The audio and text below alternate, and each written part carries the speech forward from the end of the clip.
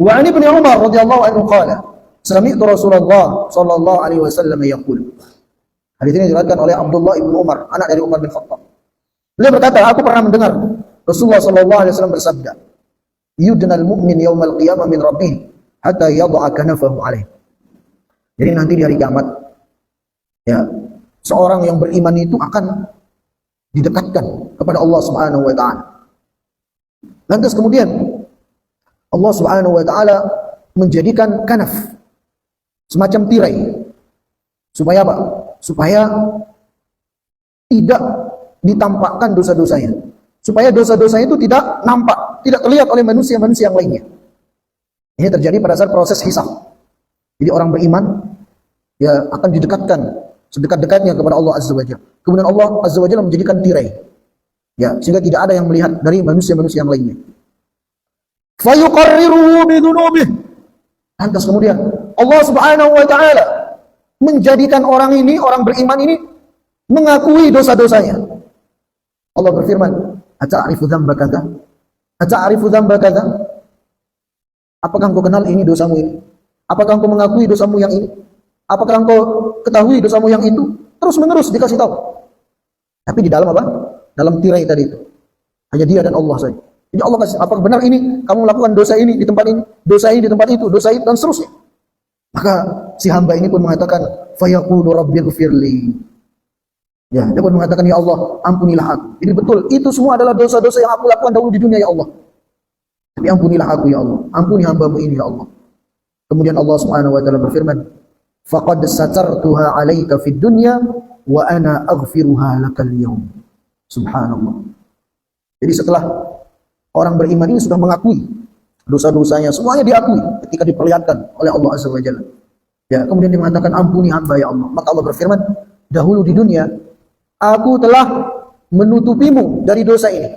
Maka sekarang di akhirat ini aku pun mengampuni dosa-dosamu ini. Di dahulu di dunia, dosa-dosa ini aku tidak tampakkan kepada manusia ketika engkau melakukannya. Maka begitu pula di akhirat ini, aku akan mengampuni dosa-dosamu itu. Fayuqqa sahifat hasanati. Lantas kemudian orang yang beriman itu pun diberikan oleh Allah Subhanahu wa taala lembaran-lembaran dari catatan amal kebaikannya. Ya, sehingga dia pun dimasukkan ke dalam surga. Hadis ini sahih diriwayatkan oleh Imam Bukhari dan Muslim. Ada hadis yang lain yang mirip dengan ini. Cuman lafaznya agak berbeda sedikit. Itu setelah Allah Subhanahu wa taala menutup tirai. Kemudian Allah menjadikan dia mengakui dosa-dosanya. Allah berfirman, apakah engkau benar melakukan dosa ini? Dikatakan benar ya Allah. Apakah betul ini dosamu? Kau lakukan di tempat ini? Dikatakan betul ya Allah. Sampai si hamba ini sudah merasa putus asa. Saking banyaknya dosa-dosa yang dia dikasih tahu dan dia mengakui semua, nggak bisa mengelak dia, nggak bisa menghindar, semuanya diakui. Sampai dia sudah merasa putus asa. Ya, sudah merasa neraka di depan matanya. Maka Allah Subhanahu wa taala berfirman, maka karena engkau dahulu di dunia ya senang untuk menutupi aib saudaramu, maka sekarang aku tutupi aibmu, dosamu, dan aku ampuni dosa-dosamu. Subhanallah. Jadi karena kamu dahulu di dunia tidak suka menceritakan aib, cacat, dosa-dosa dari saudaramu, maka sekarang aku tutupi dosamu yang tadi kamu sudah akui itu semua, dan aku ampuni semuanya. Subhanallah. Ya. Nah itu disebutkan dalam riwayat yang lain. Nah para jamaah yang mudah-mudahan dimuliakan dan dirahmati oleh Allah Azza wa Jalla, pelajaran-pelajaran yang bisa kita simpulkan dari hadis ini, pertama adalah riayatullah wa inayatu bi ahli iman wa satru lahum fid dunya wal akhirah. Lihat, bahwasanya Allah Subhanahu wa taala itu selalu menjaga orang-orang yang beriman. Allah Subhanahu wa taala selalu berusaha menutupi aib, ya, cacat, kekurangan dari orang-orang yang beriman. Di dunia begitu pula di akhirat. Dan ini kita rasakan sendiri. Ya. Kita itu mungkin kalau semua aib, cacat kita, kekurangan kita, dosa-dosa kita itu diketahui oleh orang-orang di sekeliling kita, mungkin kita akan dihina oleh mereka, bahkan mungkin diludahi. Ya. Tapi Allah Subhanahu wa taala menutup itu semua. Maka ada seorang salaf mengatakan apa? Seandainya dosa itu memiliki bau, mungkin enggak ada orang yang mau duduk di sampingku. Tapi alhamdulillah Allah tidak menjadikan dosa itu memiliki bau busuk. Ya, makanya kita merasa aman. Ya. Tapi ingat, jangan kemudian meremehkan dosa. Ya, ada kalanya ya, para jamaah yang Allah muliakan. Ada kalanya kalau kita terus melakukan dosa yang sama diulang-ulang, ada kalanya Allah akan tampakkan kepada manusia. Kalau kitanya itu enggan untuk bertobat. Ya, sembunyi-sembunyi kita melakukan dosa. Gak ada yang tahu, hanya Allah yang tahu. Allah sembunyikan kita. Allah tutup aib kita. Tapi kalau kita terus mengerjakan itu, kerjakan lagi, dikerjakan lagi, dikerjakan lagi, ada saatnya Allah akan tampakkan dosa itu kepada manusia. Allah akan beberkan, ya, Allah akan tampakkan aib kita kepada manusia. Makanya, kalaupun kita sudah terlanjur terjerumus ke dalam dosa, ke dalam maksiat, segera kita kembali kepada Allah. Ya, segera kita kembali bertaubat. Walaupun mungkin kita akan balik lagi. Ya, asal jangan ada niat ya. Kita sudah bertekad untuk tidak mengulangi, berusaha meninggalkan dosa itu, bertobat kepada Allah. Lakukan itu.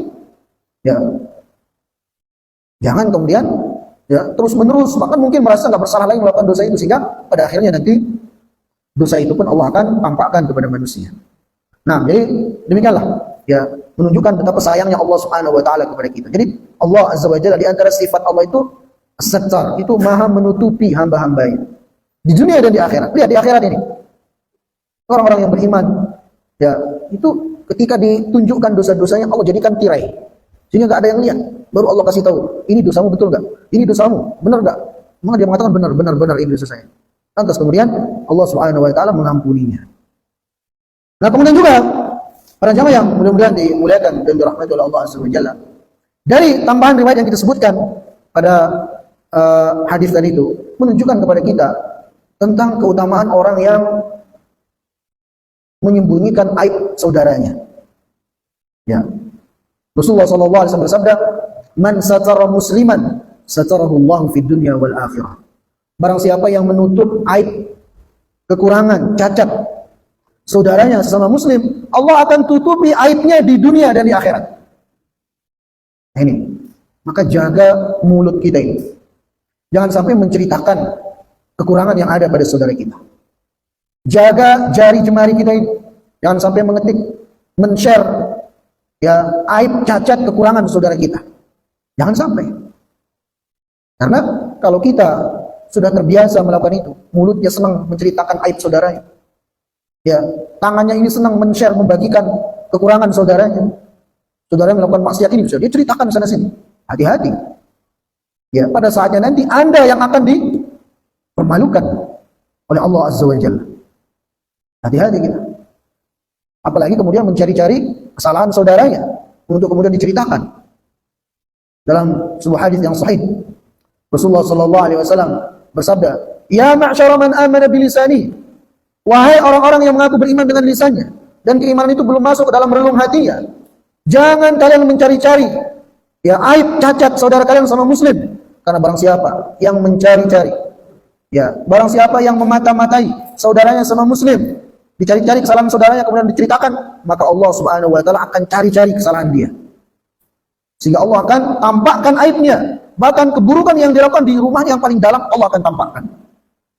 Nah, ini bahayanya kita suka menceritakan aib orang. Sebaliknya, kalau kita menjadi orang yang menjaga mulutnya dari menceritakan kekurangan aib saudara kita, menjaga tangannya dari men-share, ya, membagikan, mengetik di media sosial tentang kekurangan, cacat, aib saudaranya, maka Allah Subhanahu wa taala akan sembunyikan aib kita, akan sembunyikan kekurangan kita di dunia dan di akhirat. Ya, bukan di dunia saja, bahkan di akhirat nanti. Itu. Maka hati-hati kita, terutama di zaman sekarang ya, zaman media sosial ya, begitu mudah. Ya, kita mendapatkan informasi, kemudian men-share, mengetik, membagikan dan seterusnya. Hati-hati kita, jaga kehormatan saudara kita, maka Allah akan jaga kehormatan kita. Kemudian pelajaran yang lainnya dari hadis ini, para jamaah yang dimuliakan, bahwasanya al-abdul mu'min la yakdzibu fid dunya wal akhirah. Jadi orang beriman itu adalah orang yang tidak suka berdusta. Baik di dunia, begitu pula di akhirat nanti. Orang beriman itu selalu berkata jujur. Ya, bahkan sampai di akhirat. Makanya di akhirat ketika ditanya oleh Allah Azza wa Jalla, benar enggak kamu mengerjakan dosa ini? Dia katakan benar ya Allah. Apakah ini beneran dosamu? Dia katakan betul ya Allah, ini dosa saya. Dia tidak mengelak, dia tidak menghindar, mengatakan enggak. Dia akui, dia jujur. Nah, orang beriman seperti itu. Dia jujur dalam ucapannya, baik di dunia, begitu pula nanti di akhirat. Maka sebaliknya, orang yang ada kemunafikan pada dirinya, salah satu ciri-cirinya adalah suka berbohong, suka berdusta. Ya. Dan orang kalau sudah terbiasa berdusta, itu akan menyeret dia pada kedustaan-kedustaan yang lainnya. Ya, kalau sudah satu kedustaan dia ucapkan, untuk menutupi kedustaan pertama, dia akan buat lagi kedustaan kedua, ketiga, empat, lima, dan seterusnya. Ya, makanya Rasulullah SAW bersabda, wa innal kadhiba yahdi ilal fujur, wa innal fujura yahdi ilal nar, wa la yazalu rajulu yakdzib hatta yuktaba indallahi kadzaban. Sesungguhnya ucapan dusta itu akan menjerumuskan pada keburukan demi keburukan, akan menjerumuskan pada dosa demi dosa, dan dosa itu akan menjerumuskan ke dalam api neraka. Dan tidaklah ada seseorang yang senantiasa suka berbohong sehingga Allah catat, Allah stempel dia sebagai pembohong. Nah, hati-hati kita. Sebaliknya orang yang beriman selalu berkata jujur. Maka Nabi SAW bersabda, wa inna sidqa yahdi ilal bir, wa innal birra yahdi ilal jannah, wa la yazalu rajulu yasduqu hatta yuktaba indallahi siddiqa. Sesungguhnya ucapan jujur itu akan mengantarkan pada kebaikan-kebaikan, akan mengantarkan pada ketaatan-ketaatan, dan ketaatan-ketaatan, kebaikan-kebaikan itu akan mengantarkan kepada surga. Dan tidaklah ada seorang mukmin yang senantiasa dia jujur dalam ucapannya, sehingga Allah pun menyetempel dia, menetapkan dia sebagai orang yang jujur. Nah ini, jadi orang beriman adalah orang yang selalu jujur dalam ucapannya, dalam perbuatannya, baik di dunia, begitu pula nanti di akhirat. Kemudian faedah yang lainnya, pelajaran yang lainnya dari hadis ini adalah al-i'tirafu yamhul iqtiraf. Jadi dengan seseorang mengakui dosa-dosanya, itu akan menjadikan dia selamat dari azab Allah Subhanahu wa taala. Ya. Baik di dunia kita mengakui dosa-dosa kita di hadapan Allah ya. Mungkin kita bangun di malam hari. Ya, kita bersimpuh di hadapan Allah, kita akui pernah melakukan dosa ini, dosa itu, kemudian kita bertaubat minta ampun kepada Allah Azza wa Jalla. Maka itu akan menyelamatkan kita dari azab Allah Azza wa Jalla. Begitu pula nanti di akhirat.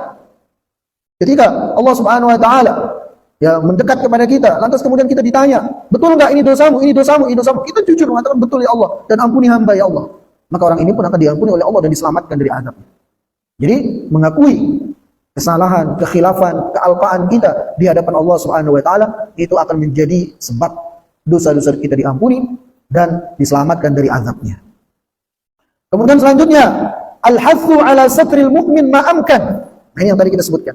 Hadis ini mengajarkan kepada kita agar kita itu berusaha menutupi aib, cacat, kekurangan saudara kita sama mukmin. Ya, sehingga dengan sebab itu Allah akan menutupi aib kita. Allah akan menutupi kekurangan kita. Ya. Seperti pepatah kita mengatakan apa? Kalau rumahmu dari kaca, maka jangan melempar rumah orang ya. Artinya apa? Ketika kita menyebutkan aib, kekurangan, keburukan saudara kita, ya, pada saatnya nanti keburukan kita akan disebut oleh orang lain, akan ditampakkan oleh Allah. Kita yang menceritakan keburukan saudara kita, terkadang keburukan kita bisa jadi lebih banyak daripada orang itu. Cuman masih disembunyikan. Gitu aja sebenarnya. Ya. Jadi jangan sampai keburukan orang ya dia ketahui semua, dia cari-cari semua, sedangkan keburukan dirinya dia tidak pernah mau tahu. Ini orang buruk seperti ini. Ya, sehingga dia tidak mau berbenah diri, tidak pernah mau memperbaiki diri, tidak pernah mau mengintrospeksi diri. Padahal mungkin keburukannya lebih banyak daripada saudara yang dia ceritakan itu. Ya, na'udzubillah dari memiliki sifat seperti ini. Jadi, jadilah kita orang-orang yang selalu menutupi keburukan saudara kita. Ya. Sehingga Allah pun akan menutupi keburukan kita. Kemudian selanjutnya, para jamaah yang Allah muliakan, hadis ini juga menunjukkan kepada kita itsbatu sifatil kalam lillahi rabbil alamin. Jadi penetapan salah satu sifat dari sifat-sifat Allah adalah al-kalam. Bahwasanya Allah itu akan berbicara nanti di hari kiamat dengan hamba-hambanya. Jadi antara sifat Allah adalah al-kalam, Allah berbicara. Ya, cuma jangan dihayalkan seperti apa Allah berbicara, jangan. Cukup imani apa adanya. Ya, bahwasanya di antara sifat-sifat Allah adalah al-kalam, itu Allah Azza wa Jalla berbicara. Dan banyak dalilnya dari Al-Qur'an ataupun dari hadis-hadis Nabi sallallahu alaihi wasallam. Kemudian selanjutnya, a'malul ibad kulluha yuhsiha rabbul ibad. Jadi amal perbuatan yang kita lakukan di dunia, yang baik ataupun yang buruk, semuanya tercatat rapi. Ya. Dicatat oleh para malaikat atas perintah dari Allah Azza wa Jalla. Bahkan bukan hanya perbuatan kita, ucapan kita pun tercatat. Dan akan dimintai pertanggungjawaban nanti dari kiamat. Sebagaimana yang Allah tegaskan dalam surah Qaf, "Ma yalfidhu min qawlin illa ladayhi raqibun 'atid." Tidak ada satu lafaz yang mereka ucapkan melainkan di sana ada raqib dan atid yang mencatatnya. Ya. Semuanya tercatat rapi. Dan kita akan dimintai pertanggungjawaban nanti dari kiamat. Faman wajada khairan falyahmadillah. Maka barang siapa yang nanti ketika dikasih catatan amalannya dia mendapati kebaikan, ternyata kebaikannya lebih banyak daripada keburukannya, maka hendaknya dia memuji Allah. Berarti dia selamat, dapat syurga, masuk syurga. Wa man wajada ghaira dzalik fala yalumanna illa nafsah. Tapi kalau ternyata nanti di akhirat ketika dikasih catatan amalan, keburukannya lebih banyak daripada kebaikannya, sehingga dia pun dilemparkan ke dalam api neraka, maka jangan salahkan kecuali diri kita sendiri. Ya, jangan salahkan orang lain. Bahkan jangan salahkan setan. Iblis pun nggak mau disalahin nanti di akhirat. Ya, sebagaimana Allah kisahkan dalam surah Ibrahim. Wa qala asy-syaitanu lamma qudiya al-amr inna Allah wa'adakum wa'adal haqq wa wa'adtukum fa akhlaftukum fama kana li 'alaikum min sultanin illa an da'awtukum fastajabtum li fala talumuni wa lum anfusakum, kata setan. Ya, jadi ketika penduduk surga sudah masuk surga, penduduk neraka sudah masuk neraka, dan setan juga di neraka. Nanti setan bilang sama penduduk neraka, aku dulu di dunia cuma ngajak kalian, dan aku tidak memiliki kemampuan atas kalian. Maka sekarang ini jangan kalian salahkan aku, salahkan diri kalian sendiri. Siapa suruh nyuruh? Siapa suruh ngikuti aku? Siapa suruh mendengarkan bisikan? Nah ini, maka mari di dunia ini kita berusaha menyelamatkan diri kita dari azab Allah Azza wa Jalla dengan cara kita berusaha istiqomah dalam melaksanakan ketakwaan kepada Allah Azza wa Jalla. Ya, dan melaksanakan perintah-perintahnya serta menjauhi larangan-larangannya, sehingga dengannya kita bisa meraih syurga Allah Subhanahu wa taala.